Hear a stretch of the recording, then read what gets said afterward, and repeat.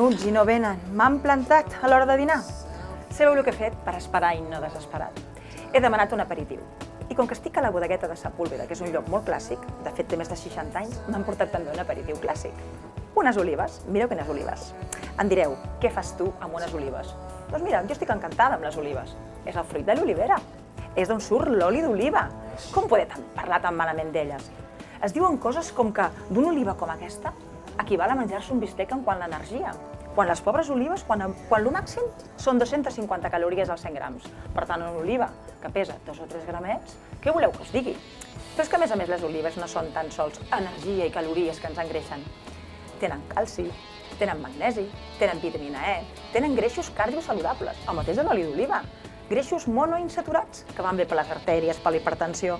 Què més voleu? Per tant, jo, sabeu què us dic? Que si volen que no vingui, jo estic amb les meves olivetes, demà les menjaré totes, amb una cerveseta, i esperar. I esperant, us diré un meu suggeriment. Mireu, agafeu unes quantes olives, les trinxeu i les poseu, sabeu on? A la truita a la francesa, allò que ens fem per les nits, per sopar, que és tan avorrit. No hi poseu sal, hi poseu unes quantes olives. Ben batut i feu la truita. Què us sembla? Sal, sabor i vitamina E. Fantàstic.